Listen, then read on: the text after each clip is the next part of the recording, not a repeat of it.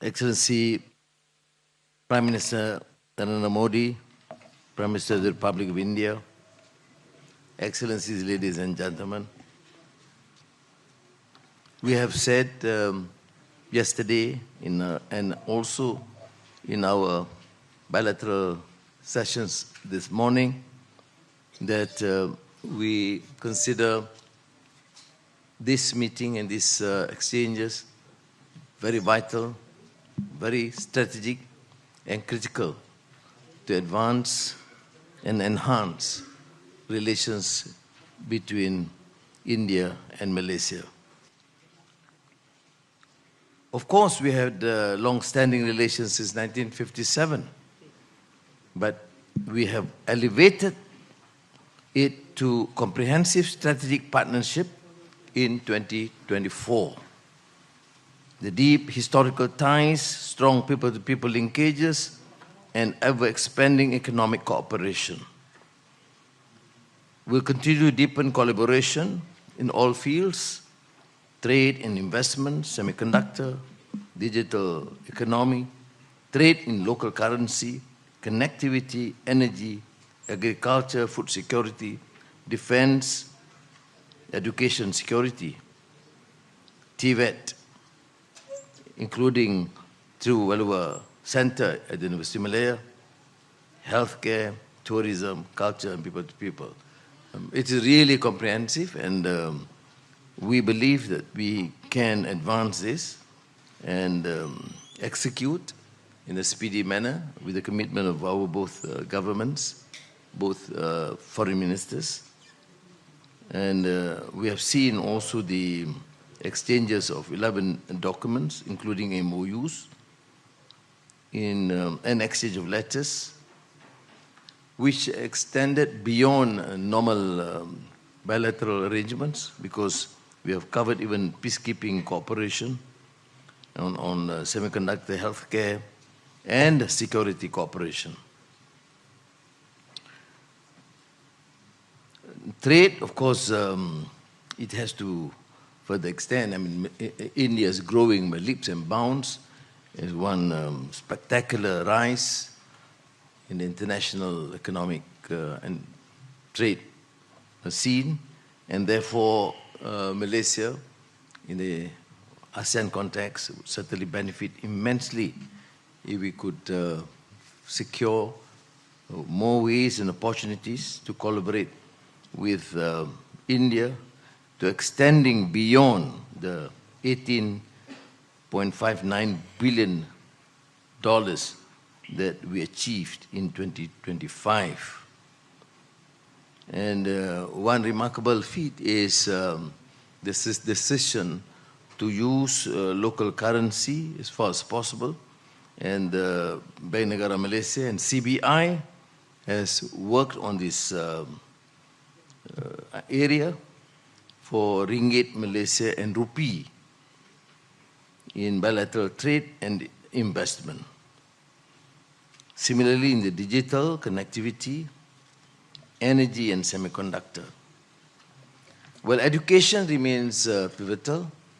Many Malaysians were educated in India, and there is a growing number of Indian students in Malaysia too. But since the last decade or so, under the premiership of my good friend Prime Minister Modi ji, you have seen the spectacular recognition of Indian centers of excellence, education. There's not only comparable, but many of them have achieved outstanding recognition beyond the known institutions in the West. And therefore, we would certainly explore this to increase the number of students in selected disciplines and fields to study in India. Tourism and connectivity is, of course, an area that we will have to give more emphasis.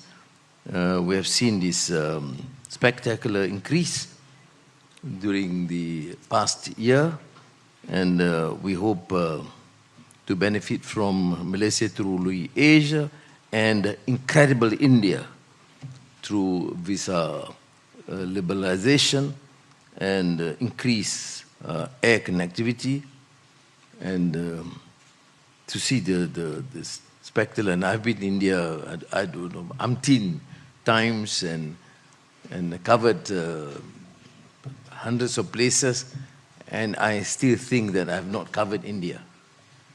It's too huge, Prime Minister. And it's amazing country to visit, to learn the history, the culture, the arts, other than the new advancement in the technology, new technology and IT. In terms of regional and international issues, I must express my appreciation because in my discussions with Prime Minister Modi, it is not just normal pious platitudes and diplomatic exchanges.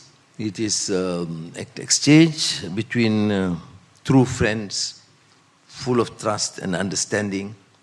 And therefore, I must also take this opportunity to express my regards and thanks to him for his firm commitment to support all peace efforts throughout the world, be it in Ukraine, Russia, or in the case of the Middle East, and particularly in Gaza. His commitment to support the peace process is unequivocal. And I must therefore express my appreciation.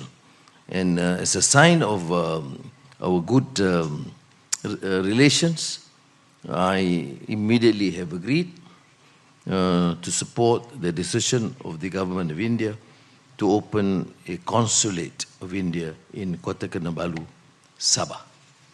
Thank you again, Prime Minister. Thank you, Honorable Prime Minister. May I invite the Honorable Prime Minister of India to deliver his statement. Your Excellency, Prime Minister Anwar Ibrahim, दोनों देशों के delegates, media के साथियों, नमस्कार, सलामत पागी। सबसे पहले मैं अपने करीबी मित्र प्राइम मिनिस्टर अनवर इब्राहिम का गर्मजोशी भरे स्वागत के लिए हृदय से आभार व्यक्त करता हूं। पिछले वर्ष मैं आसियान समिट के लिए मलेशिया की यात्रा नहीं कर पाया, लेकिन मैंने मेरे प्रिय मित्र को वादा किया था कि मैं जल्द से जल्द मलेशिया आऊंगा। और आज वर्ष 2026 की पहली विदेश यात्रा में मैं मलेशिया आया हूं।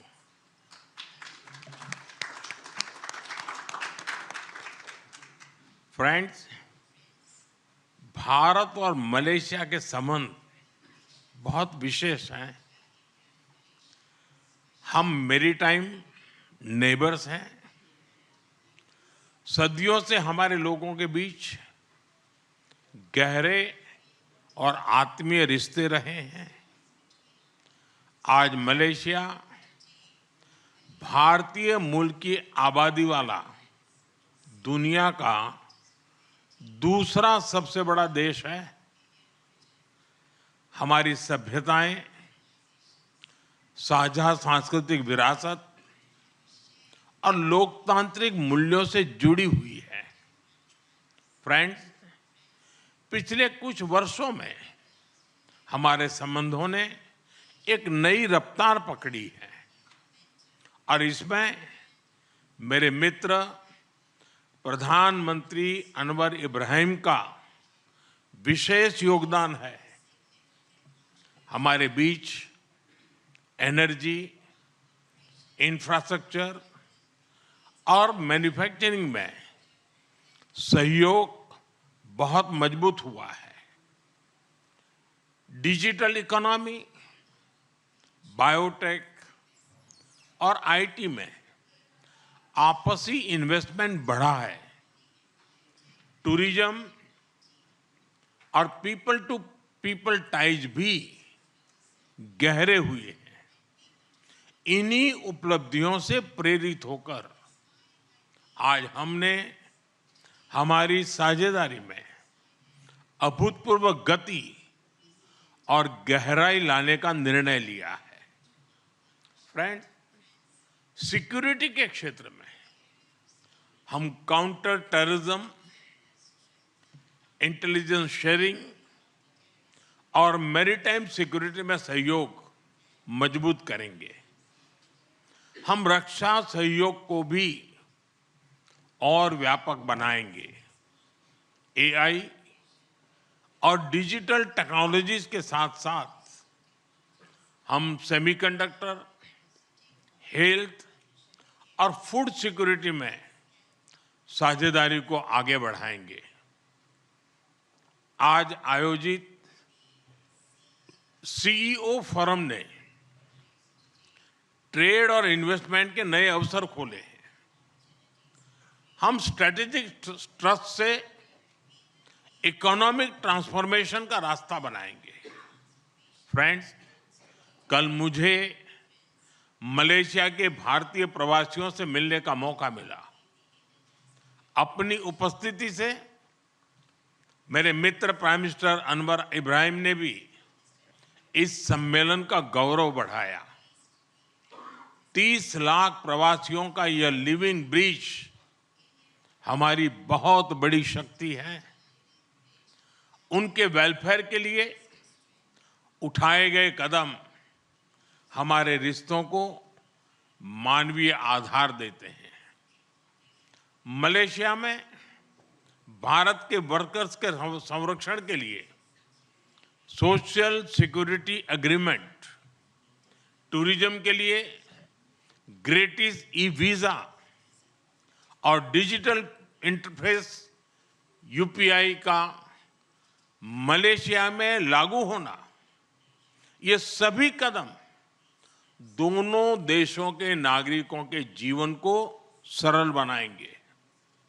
क्योंकि कोई भी पार्टनरशिप तभी ताकत से सफल होती है जब लाभ सीधे लोगों तक पहुंचे। फ्रेंड, भारत और मलेशिया को तमिल भाषा के प्रति साझा प्रेम भी जोड़ता है।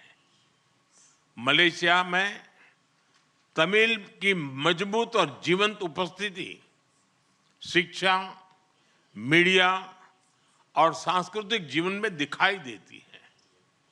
मुझे भरोसा है कि आज के ऑडियो विजुअल एग्रीमेंट से फिल्म और संगीत, विशेष रूप से तमिल फिल्में, हमारे दिलों को और पास लाएगी।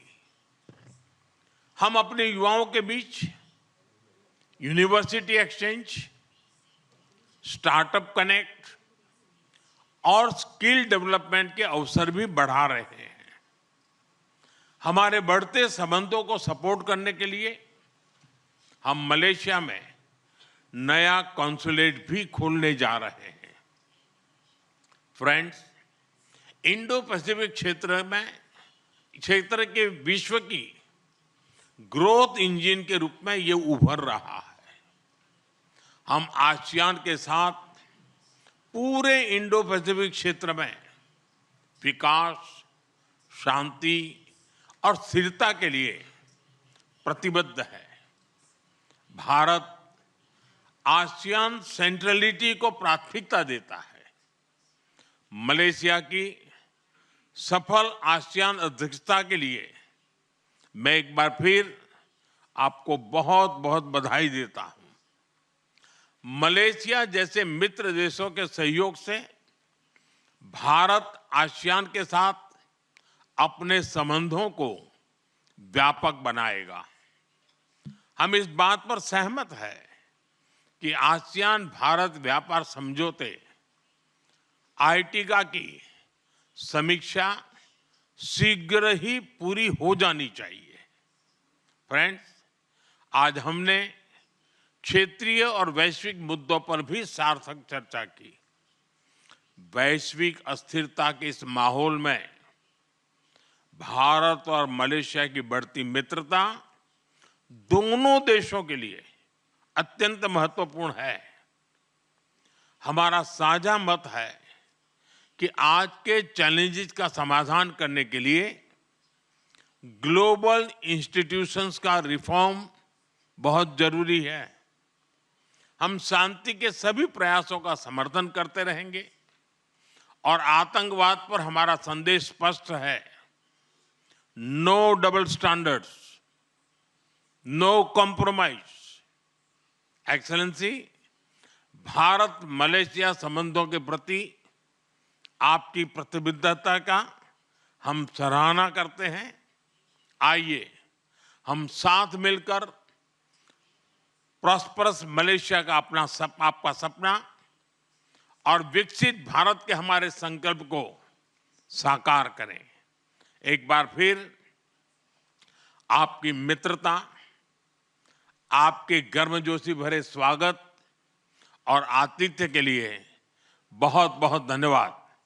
हम आपको भारत में स्वागत करने के लिए उत्सुक है। बहुत बहुत धन्यवाद। जुम्पा लागी।